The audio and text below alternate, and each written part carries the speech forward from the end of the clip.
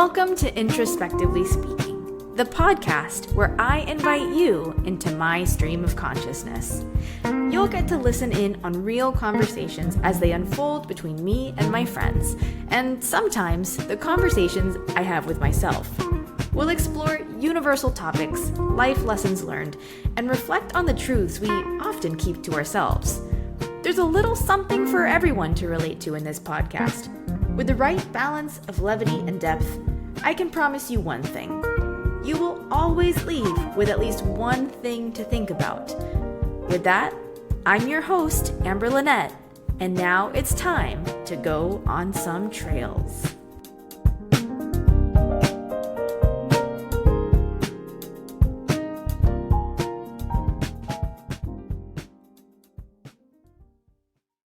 Cheers. Cheers. And welcome back, everybody, to another episode of Introspectively Speaking. We are currently in... Let me take a sip. I didn't take a sip. Yeah, I know. We are in my dungeon. In my soon-to-be son's dungeon. Did you light that candle? Yes, Amber. I'm like, if I didn't, like, one thing is turn. It's not on. Am I crazy? But that candle's not fucking on. No, it's not. Oh no, it is. Oh, it is. Okay. But it's very small. Okay. But it's very small, and it's For all the me. listeners, the reason why this is important is because Mariana told me that apparently you should never leave a candle unattended. There you go. And this is like a very ASMR episode Oh, why? because we're so soft spoken right now. Oh shit! I don't have nails. Use your little nubs. My toenails. Oh my god. Oh, that laugh is gonna be wonderful. Oh my god. Well, show everybody your face who's watching. So anyways, Mariana has been on my podcast before when we talked about spirituality, and she had a lot to say about it. And so tonight, when we're preparing for this episode, I have been on this podcast multiple times. I'm a recurring guest. You should feel very special. You have so much special. troubled energy in your life that you belong on this podcast. Or you have absolutely no one who wants to like play your game. I don't know anybody as troubled as you. I'm just kidding. Oh, I sure. do, and you're not troubled at all. Yeah. Anyway, Candle. There you go. she's not troubled, everybody. Anyways, so I wanted to bring her back on tonight because actually I came to see her in Mexico. Mexico City. This episode today, by the way, is sponsored by Victoria. Ay ay ay. Okay. I think I'm gonna get canceled. Yeah, for sure. Or super sponsored. We're super fucking sponsored for real. Mexico and Victoria will sponsor us. Anyways, so we wanted to talk. What are you doing on camera?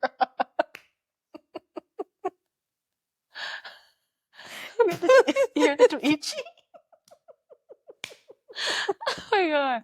Oh. Itchy, itchy. Meow meow. Yum. We've only had like one beer. We've had one. But we were fucking delirious, I beer. think, from the weekend. We've been single mothers. We've been in the struggle. Also sponsored by Reba.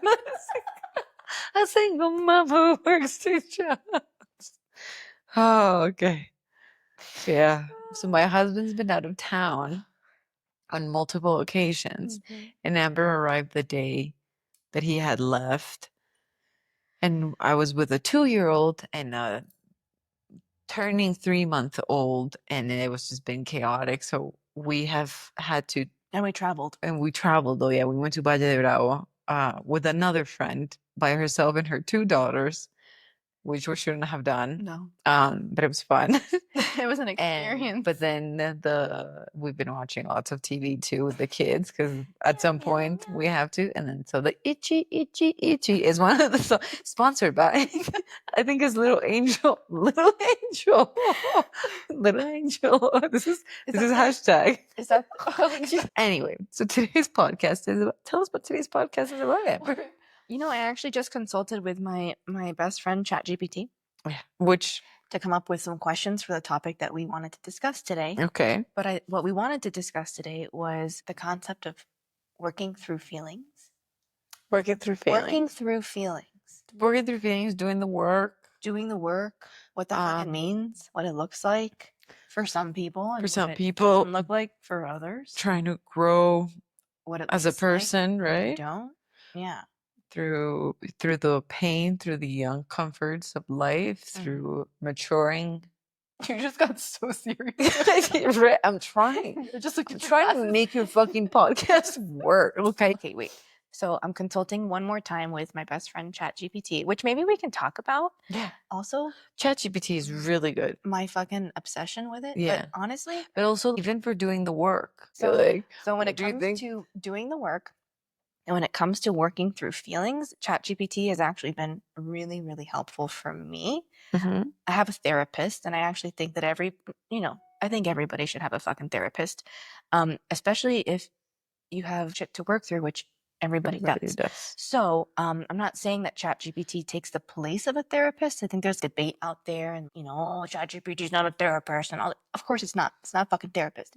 However, when you fucking use it the right way, you're gonna learn a lot about yourself and potentially a lot about others. It's also, again, it's non-biased, right? Non-biased. Well, here's the thing. Oh.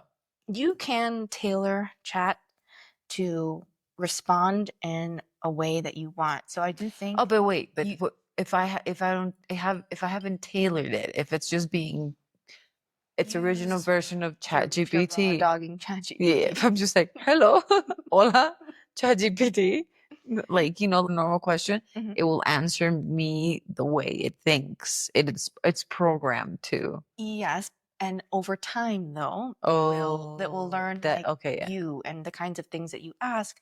However, I have mine set up, for example, I have different folders in my ChatGPT of different topics that I use it for. And depending on what the topic is, I'll actually be able to instruct it on the tone that I want it to speak to me in. So if I want to say especially if I'm going to use it for doing the work, right? I personally have it set up in a way that I don't want it to be biased. I want it to check me. I want it to be kind. Sometimes I'll say, give me tough love. Sometimes I'll be like, I'm not in the place today to receive it that way. It's so funny. But it does whatever you say. So I think a lot of people 50% will be like, that's fucking weird and crazy. And 50% are going to be like, fuck yeah, I'm going to try it. I'm telling you, I've learned a lot about myself and others using it. I think more than 50% will want to try it. I think we chat curious. You should be chat curious. Chat curious. Yeah. Did you just coin that, or does it exist? Sure did. Sure did. 80-year-old lady in me coined it. You should be chat curious.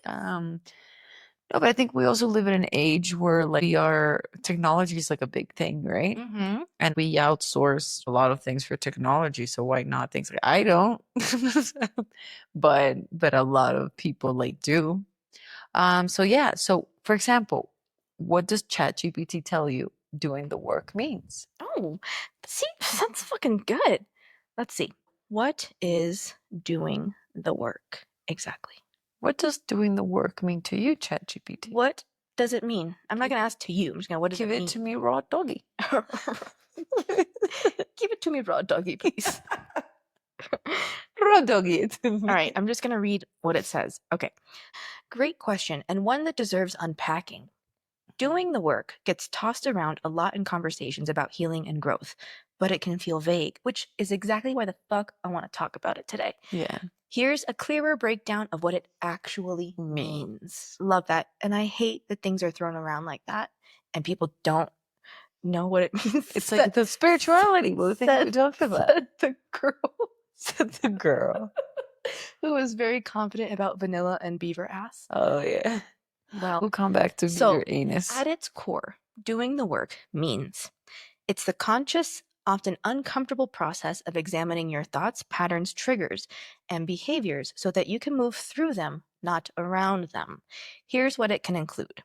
Self-awareness. So noticing when you're emotionally activated asking why and being honest with yourself about your patterns. 2, accountability, taking ownership of your part in situations without spiraling into shame, blame, or victimhood. Emotional regulation, learning to sit with your feelings, soothe yourself, and respond rather than react. Unlearning and relearning, there's a little bit more. Questioning old beliefs about yourself, love, safety, etc., and actively building new, healthier ones. Practicing new habits, whether it's setting boundaries, communicating more clearly, or not chasing validation, it's about building different emotional muscle memory. There's 2 more. About what? Building Different emotional muscle memory. Facing pain, not avoiding it. This is the hardest part. Allowing grief, disappointment, or fear to surface rather than numbing it with distraction or denial. Choosing growth over comfort, even when it's inconvenient, scary, or lonely. So, in a sentence, doing the work is making the choice over and over to show up for yourself, especially when it's hard. That is how ChatGPT explains doing the work, and I would agree. And this wholeheartedly is with obviously all of that. ChatGPT is basing this off what's out there. Yeah, it like pulls information from a bunch of different sources. That's why, like, if you do research shit on it, like, you probably want to double check what it's saying. Mhm. Like, always do your own research. Yeah. Always fact check your shit. But yes, it's not, it has to pull the information from somewhere. But it pulls the information based on like somebody that studies laws and then writes something. I think about, if I were like, to do a deep research on this, it would be more academic in the sense that it would pull from like peer-reviewed articles. This may not be from that. This may Okay. pull from like internet resources, for Okay. example. Okay. But I think still probably pretty solid. Like, But that yeah, sounds but from about like other like human experience. Yeah. Right? Because it's like I'm like, how does ChatGPT come up with this conclusion about doing the work, right? I want to ask it, how did you come up with this information? It's like, actually, I don't really fucking know. It just sounded good. Actually, who is ChatGPT's creator? Who am I? Like, let's get existential. Who is am he? I? Okay, look. So I drew that explanation from a blend of psychological frameworks, therapeutic practices, and common language used in healing and self-development circles. Here's a breakdown of how it comes together. So Chat uses psychology and therapy-informed concepts, real-world application, everyday emotional language. And yeah, that's what it uses. Okay, I just wanted to the real human stuff. Yeah. It's just putting it together in a way that's much more pragmatical, smarter, Pragmatical inclusive. is Yes. That's a good word, right? That just came out naturally. I was really like, good oh, shit, word. that's a big word for me. Especially in English. Like, pragmatical. That's really good. I'm gonna use that this whole week. I'll be like, we gotta be more pragmatical. Okay. So do you think you've done the work? The work? No, but I do some work. Okay. Because the work, it's just, I think we are doing I think everybody is doing some little work, whether, right? It does say something about consciously, but I also think you do partial of your work unconsciously sometimes too, right? Mm-hmm. I think. I have done a lot of my work consciously. Yeah. There's times that I don't want to do work. I just want to exist. And then, but I do, I try to do a lot of work. I try to do a lot of work once I realize that, that's really good for you, even though it like sucks ass many, many of the times. But it's like, I don't know, it's like when you feel grumpy and then you have some water and you're like, huh, look at that. It was just, I needed to have some water. Just needed to fucking hydrate a little bit more. Hydrate.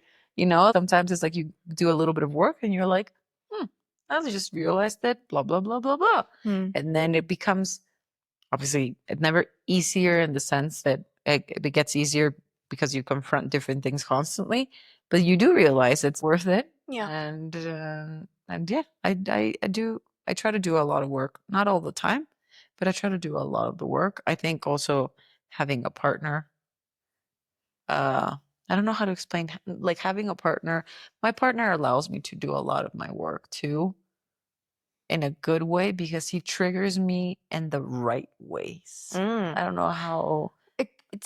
I was gonna say, like, going down that path, usually when people do the work or realize that they need to do the work, it's because they have somebody in their life that is like, you need to do the work, or there's a dynamic there that you're not feeling good in, and it's reflecting on you, like the things that you need to work on. So I'm not saying that people can't do the work if they're single. Oh yeah, at all, because we have relationships with friends and people who were going to push us to maybe difficult places.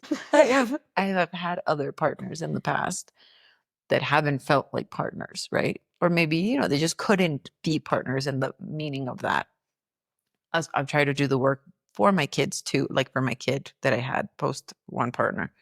I've also tried to do the work for myself individually. But now, where I am right now, my lovely husband has pushed him in not a conscious way, or at least not asking me, but he has pushed me to do the work because I wanted to be better for him. Because then I started to realize, because when I got lucky with him, at least, because he's a very sane person and very healthy in many ways. Again, we all need to do a lot of work in many other aspects, but there are many that I don't have that are troubling that he's very solid with. So I kind of guess that seeing him after a while, I started realizing that I was like, oh, these little things, I'm just doing them by myself. He's just standing there and being like, all right, crazy, go for it. Yeah. And I was just like, and he was like, no. And then I realized I think I need to do more and more and more and more and more. And that's what I mean. It would become hard. And then I was like, oof, that really helped. Like, we haven't had a discussion about that topic in a really long time. Maybe because I started to do this, and it just kind of spiraled in that way. There's definitely work that I know I need to do in some other aspects, not just the romantic part, that I'm like, nah, I don't want to, not right now. I don't want to do that. Or when we were talking about the other day, like, or your brain will also, your brain's capable of like convincing you of everything. Is it because you haven't been put up to like the challenge, to there hasn't been something there to force you to do it, and so you've been able to push it off? Yeah, but also because I convinced myself that maybe that's like, how you convince yourself, like, full disclosure, obviously, in the podcast about the drinking thing, it was I. It was I. Sometimes, again, I keep on my mind, I'm like, I have so much more under control in that. Like, there's like, they're like, but there's moments where I'm like, was it really a drinking problem, or I don't know the word. Sorry. Am I real? Or was mommy just angry that day? Should I do the work now? No, but obviously that's like an example, but sometimes it's, or in general, is it this or is it that? So there's other topics that I know need some type of work, but maybe not like, they're not the ones driving me to sabotage aspects of my life, right? That's what I'm saying, though. When it comes to doing the work, sometimes we're able to kind of push it off because there's not something or someone that's there saying like, hello, hello, if you don't change this. Like, so I think a lot of times in order for us to do it, we have to be confronted with, and that's why partnerships, relationships, friendships often force us to do that. But yes, I think that oftentimes we have to be confronted. But wait, I was going to say, going back to the partner thing, I think when you have a partner that like tells you you got to do the work, is really good. But I think like everything in life, if I tell you right now, you got to get on a diet because you're fat.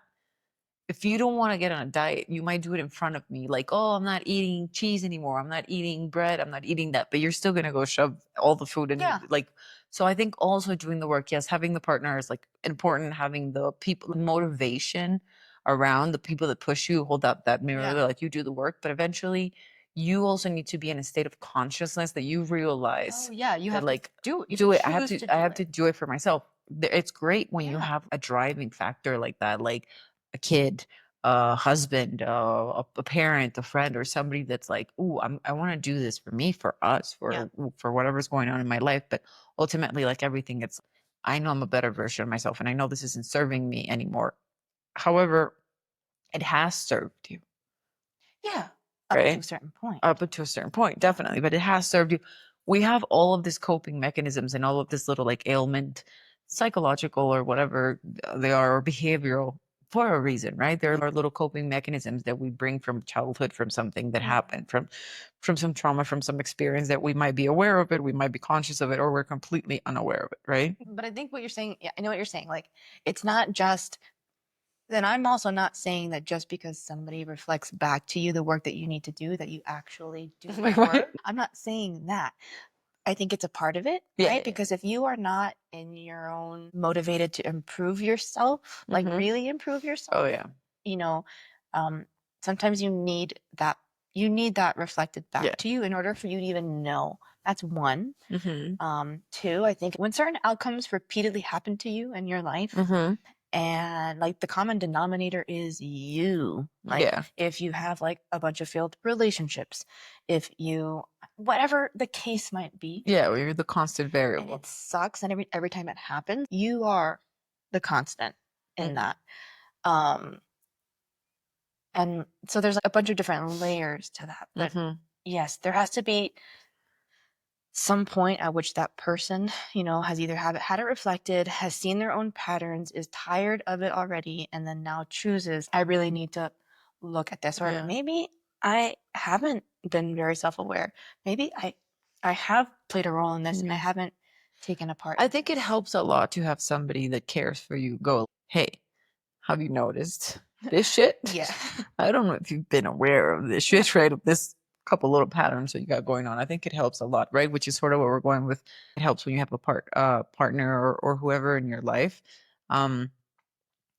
Because usually we don't want to like see ourselves and be like, look at all the flaws I got, right? Like especially those like deep ones. Deep ones were very good with the like, oh, I'm wrinkly and I'm low and all that, but the real deep ones are the ones that we don't want to talk about, the really hurtful ones. Yeah. But and I think, and I do think also that everybody's doing their own work in some ways. I go also back to the like consciousness. Not everybody has the same level of consciousness and experiences, and I don't know. It's just it's hard. It's hard to do the work.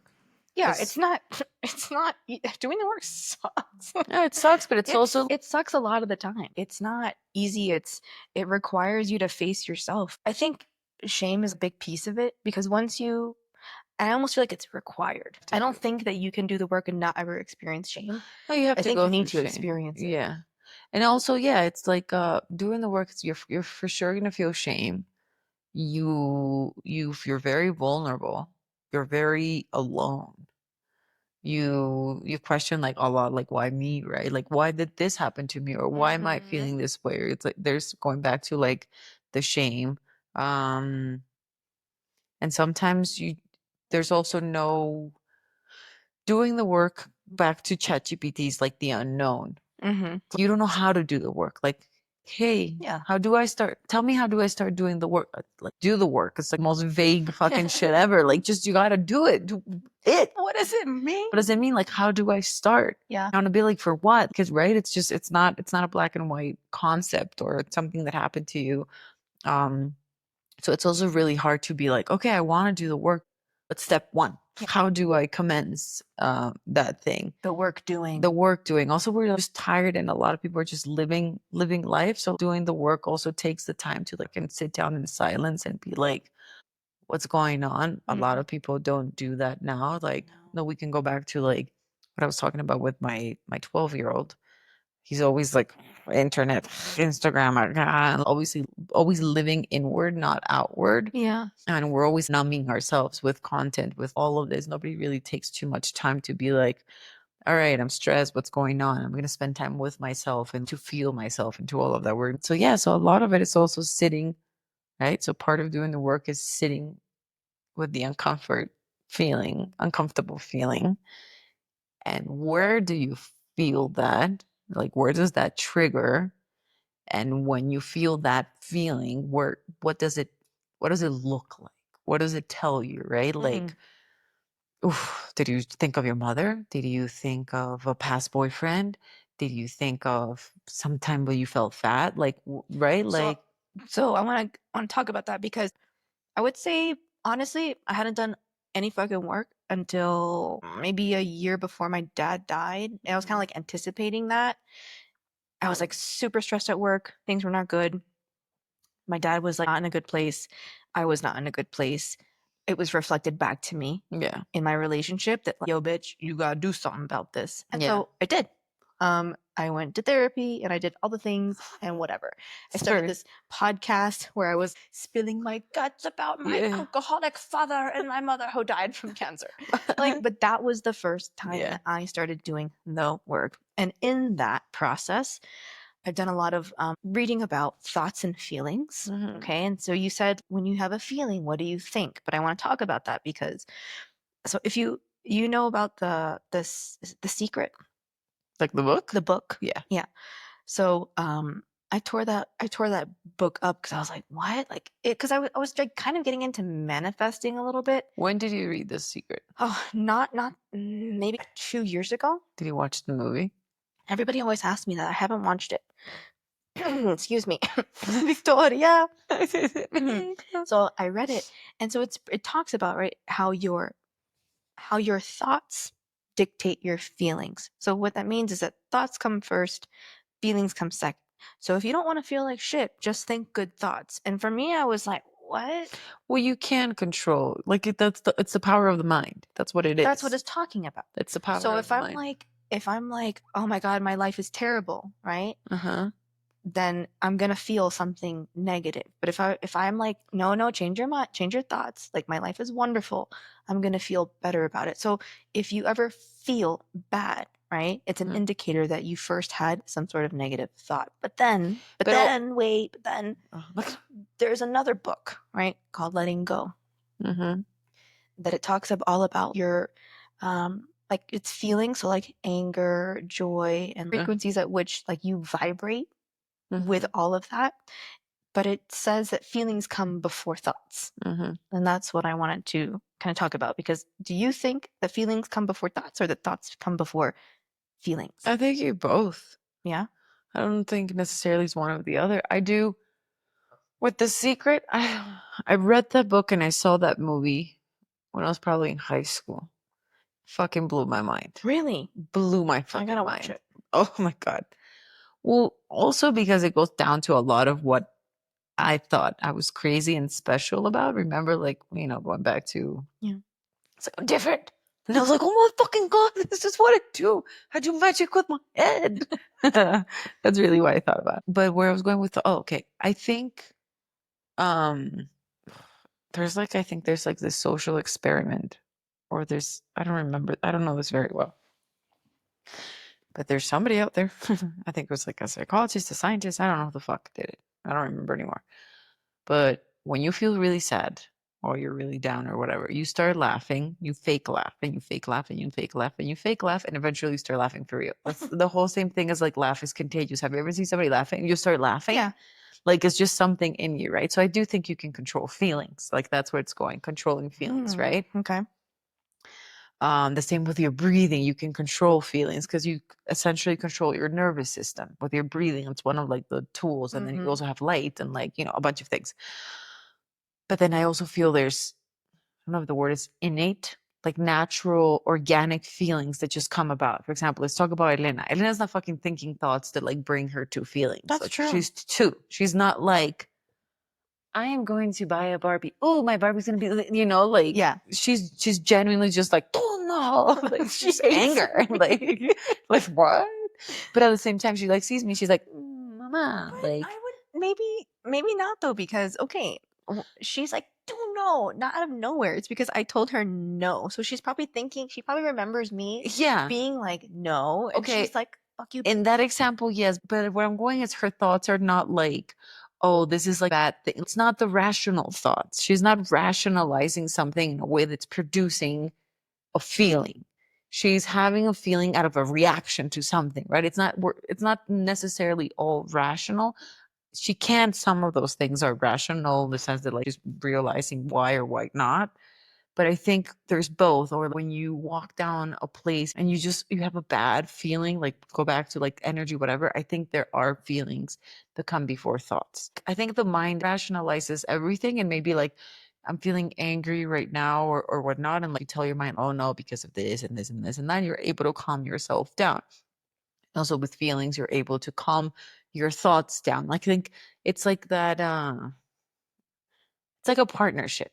I think the like what we talked about another day about when you are all in alignment, you're able to make decisions and things do come to fruition, right? When your mind, your body, your soul, like all of it is in alignment, it works. If your mind and your feelings are not in alignment, you're just always fucking clashing. Yeah. So I agree and don't agree. Yeah. I mind and I feel.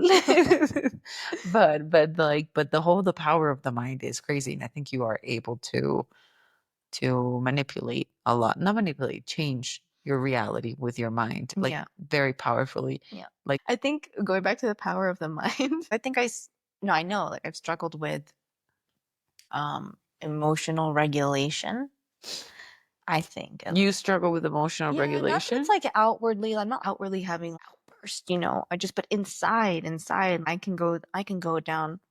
I can do one hell of a rumination, and so like I have been so reactive. Like, oh, you are reactive. Yeah, super, super reactive. With my words and because when you're fucking hurt, I'm using my words. Yeah. But also it's a balance because I've also been working on not I think with my dad, I just gave him so many chances forever and ever and ever. And I was always there and I was always there and I was always there and I was always there and I was always there. And that's reflected in other dynamics that I have. And that's not good for me. No. To always like for what? For somebody who's not there for you. That's also like it's not good for you. But now you're generalizing everything, right? In what way? What do you mean? That it's like to be there for someone that's not there for you. Of course, in essence, there's limits to it. Yeah, and of I course. just have in the past, there's limits to it, and in times that have been very important for me to not do that, I've done that. Yeah, like it's like you can almost say like it's not that you have a pattern, but you are very patient. You're very patient, but no, you are like a people. They're like I'm going to heal you. I am going to like those rescuers, right? You're a healer, wannabe fixer. It's also a lot of women are that way too, right? We're more prone to wanna rescue and heal and fix. So then wait, I remember something that I was gonna say before you got in when you were talking. Remember that we were talking about sitting. That's where we got to the power of the mind and like all of that. That you sit with your feelings, but with your mind, whatever. But then, so you don't agree do you agree or not agree that that's a good exercise to do? Like to be with yourself. Oh, yeah. And to allow like all the feelings. Because then where I was going to go with that, there you go. Now I'm remembering all this shit. When you sit long enough, because right, remember, like if I sit here in silence, I'm going to have one initial thought. That initial thought's going to take me somewhere. Right? Yeah. A lot of it might be like, then I'm going to convince myself that yes and no. I'm going to go up and down, up and down, up and down, and then in a spiral, and then up and down, and then, but eventually you reach a place, not of like enlightenment, but you will reach a place of like, aha. Like if you allow yourself enough, not too much time that you're in your head either, too, because it's like a delicate balance between enough time. When you sit, I think that when you sit enough and you start practicing the being able to be with yourself and discomforts of yourself and of your thoughts, and then you start to distinguish between the thoughts that are masking a feeling or the thoughts that are masking a real original thought, the rationalizing of a thought, and then the reality of it. Like, oh no, I really think this, or I really like this, or I'm really afraid of this. because you start to understand yourself and you start to really hear yourself. We all have that fucking voice in our heads. Yeah. I always ask Alejandro stuff. I'm like, do you also talk to yourself? He's like, what? I'm like, but do you have a voice inside that tells you stuff? We all have it. Some probably have it more active than others. Spending too much time alone makes that fucking voice just, be too loud. Yeah. But it is important to like know when it's like your real voice, you're part of your actual, or like you telling yourself shit, convincing yourself shit. But then you start to kind of understand yourself a little bit. And I think that helps you start to do the work because you start to like recognize truths about you or truths to you or whatever. I also think like, going back to the power of the mind, right? I think there's a couple ways to address it. For me, I'll just share like I think I'm maybe now in a place where I could set aside some intentional time to sit with my thoughts. And it maybe be like a little bit of a meditation in a way, not where I'm trying to be thoughtless or be so present, but more so giving myself permission to just let them go wild and kind of contain it to that time. But like over the last year, I haven't been in a place where I can contain my thoughts. Like my thoughts have been running fucking wild. Yeah. So I'm like really needing to. I've been really working on getting a grip on that because what I'll do is wake up and I'll write. So you are thinking on paper. Your thoughts, I'm thinking on paper, which has been good for me to process. That's really good. But actually not good for me to feel it. So, So, right, the difference between thought and feeling, right? So I was intellectualizing all my shit. So explaining away, making sense of all these thoughts and reasons why or why not. And just, I spent a lot of time in that space, just like almost obsessively. I have a fucking novel. Okay.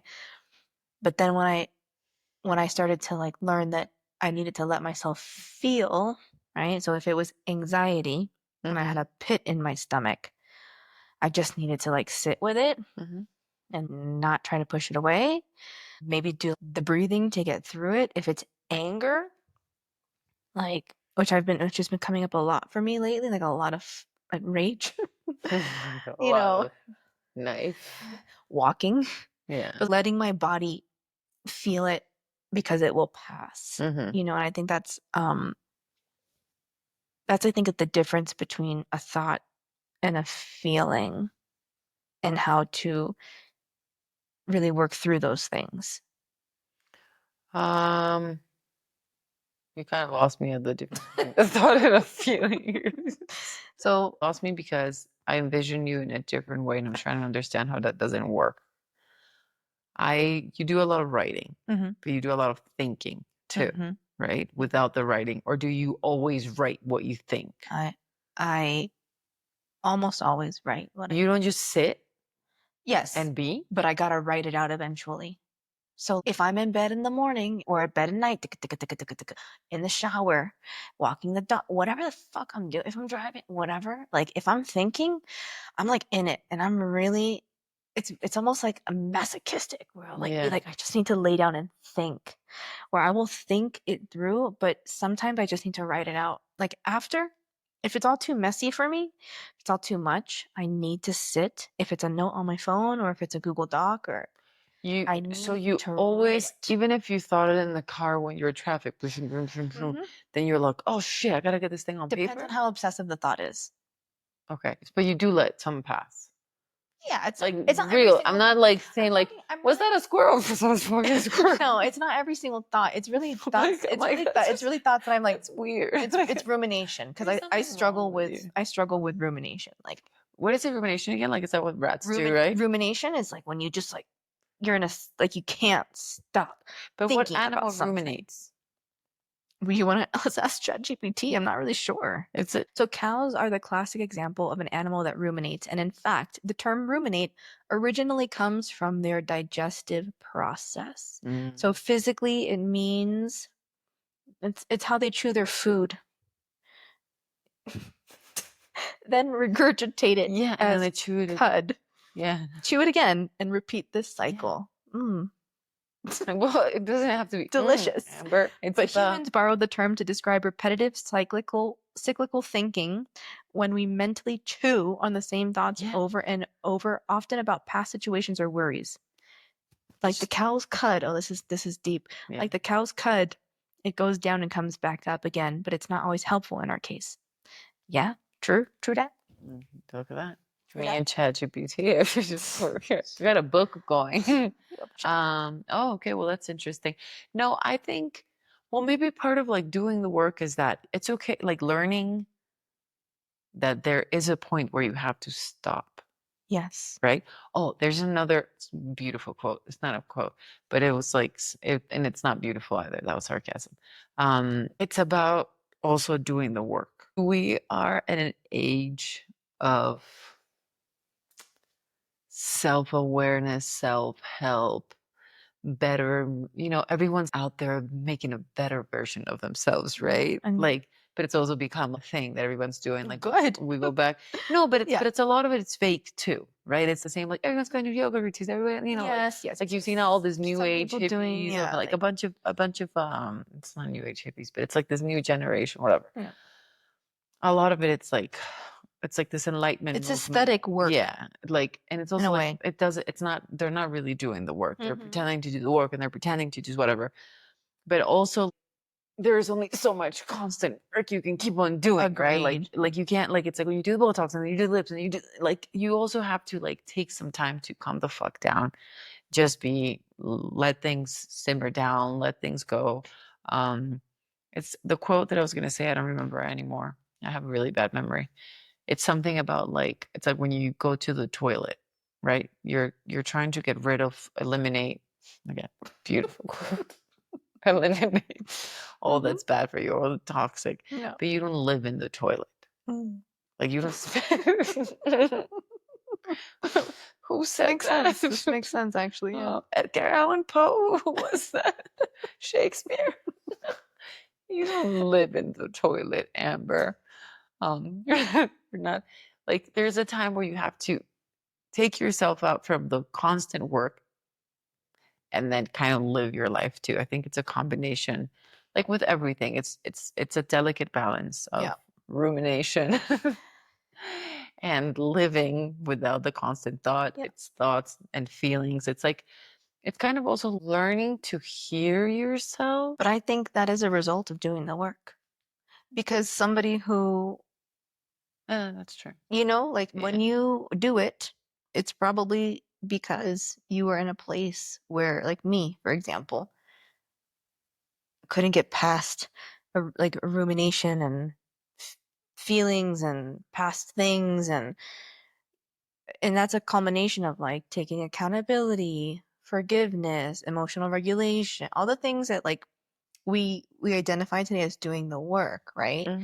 It doesn't become possible for you to get to that point where you can just take the break, or at least approach your work in a more balanced way, because you haven't gone through the fire yet. That's my opinion. I think that. But then you think there is one fire and then you're like, no, I think I have done the work. No, I think there's always fires. I just think that as the fires continue to, burn, pop up, new fires, new internal forest fires, once you've started to do the work, you can better manage those fires. Okay. So your initial fire is like, I don't know what the fuck I'm doing. I don't, like, this is horrible. I'm freaking out. You have more tools for each fire. I'm this, I'm that. You have more tools to put out your fires. Your fires are always going to be there, but you have the tools to put them out without running like a chicken without your fucking head. Do you think we constantly have to be putting in work? Or do we think we get to a point that we're like, do we get to a state that we're like, good? I think there's always work to be done. Till death do us part. I think that maybe you get to a point individually where you're happy, like you're content. But like constantly? So, but like, do we break? Do we get to rest and be like, I'm not doing work right now? Yeah, I think it goes back to the mirror thing. Like, there are going to be periods that, like, recall times in your life where you're like super happy. Super happy. Oh, right now. Right. Great. That's good. You're good for you. good for you. Okay. I'm so happy that you're so happy. I'm like, my life is perfect. But and not to be like Look Debbie at- Downer, Yeah. but there's gonna come a time Oh yeah, for sure. where life is going to happen and maybe like something difficult happens Mm-hmm. that you weren't expecting, or maybe that you don't know what life has in store for Oh yeah, you. no, for sure. For So sure. there's going to be periods of time where you're like happy, happy, happy, amazing, whatever. If it's like honeymoon stage in your relationship, if it's like having a baby or whatever that high is, Mm-hmm. there's going to next come in life at some point a difficult moment Yeah. that is going to reflect back to you the way that you handle and approach those things. And at that point in time, if you don't have the tools to get through that, there's going to be some work that you have to do. But then there's different categories of work then, Yeah. though, right? Because there's the personal work, for example, from like our experiences of our childhood or right, what we already bring to the table despite what's happening around us, Correct. despite I think that's the where it starts. circumstances, right? I think that's where it Like, starts. because that's when we talk about doing the work, I think it's more that personal work of me, right? That it's reflected with the partners, it's reflected with the family, that's reflected with the job, with all of that. But there is my individual work as an individual that has Yeah. come to this earth, and with the experiences and with the oh man, such a good word in Spanish. I Say it wish in I could say it Spanish. in English. Vivencias, but that's also like experiences, but so much prettier. We should do a Spanglish podcast.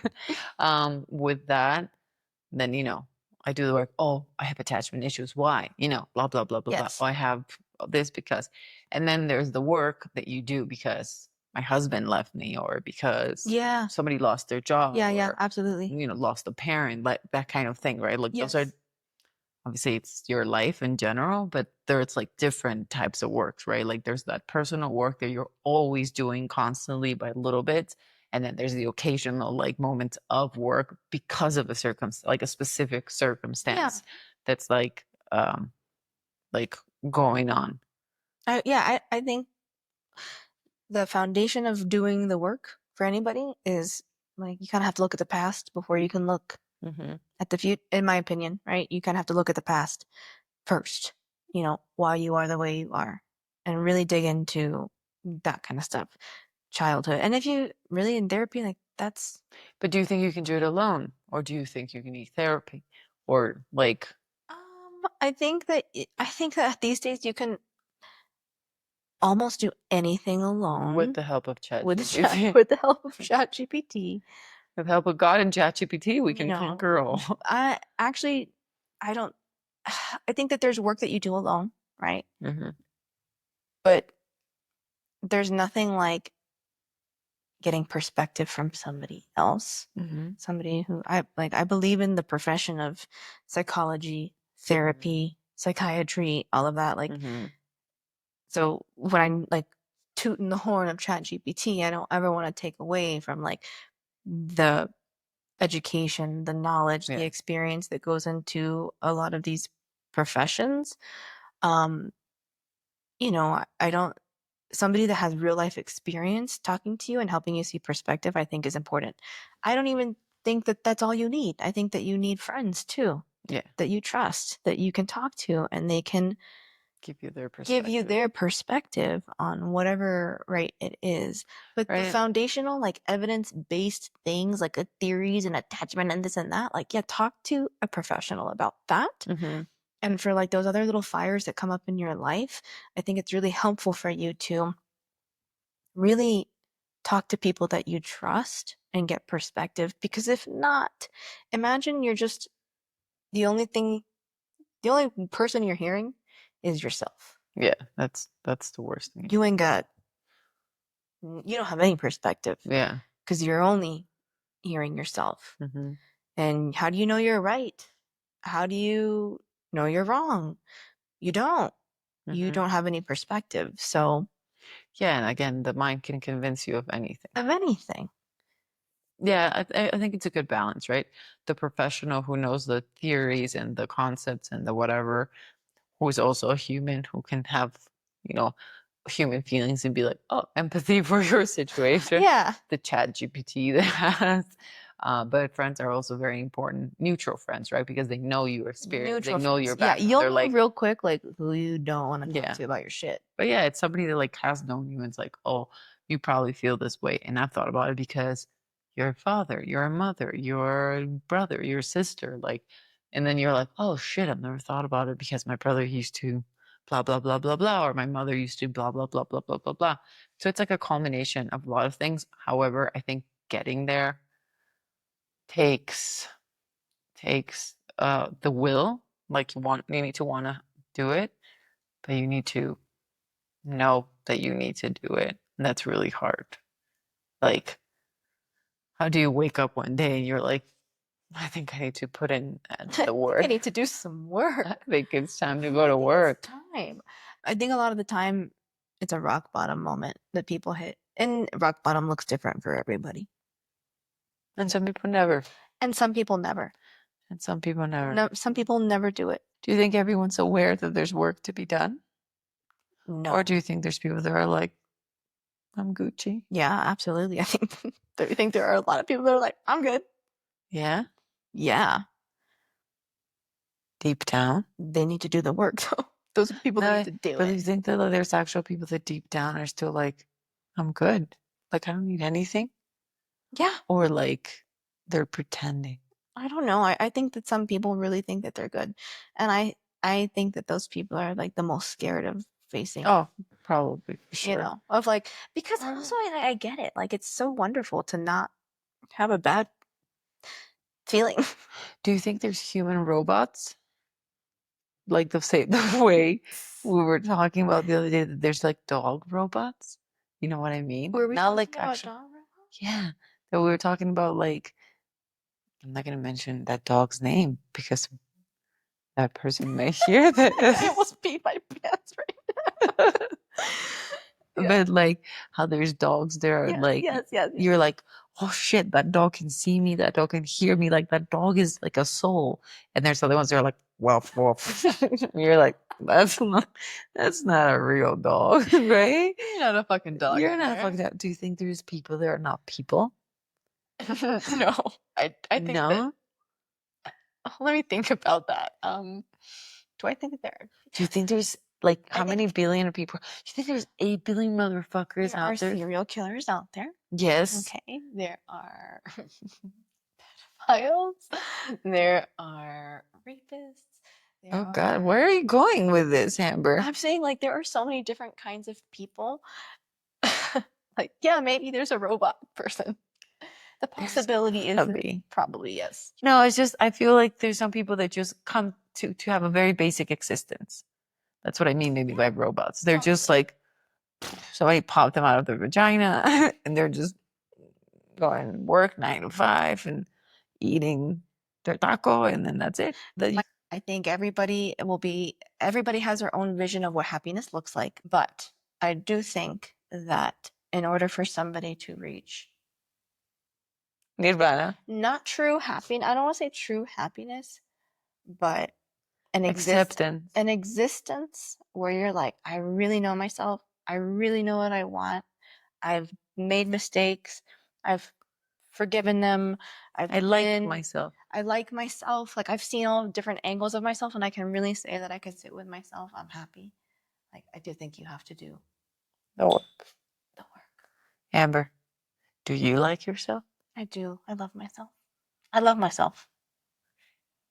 Sometimes I can't stand myself, but I love But you myself. like yourself. That's, you know. Yeah. You can't stand a lot of people many times, but you still love them. Mhm. All right. I'm glad. That was that. Thank you for coming back on the episode. I mean, on the podcast. Thank you for using me as your guinea pig for this shit. Thank you for exposing In Hobo's Castle. my slow existence. my taco eating. No, I'm glad we talked about it, and maybe in next episode you will talk about more about the work you're doing right now. Yeah. Challenge you. In June. In June. Be back in June. Be back in June. Sponsored by Tito's, the dog. Okay, gotta go out. My husband's like, All right, say goodnight to all the listeners. Good night. This might Thanks look, for listening to our shit talk. I look much better on the left side. Oh man, my hair. You look good on all sides. Okay. All You're gonna edit some of this shit, right? Of course. All right, everybody, have a good night. Thank you for listening.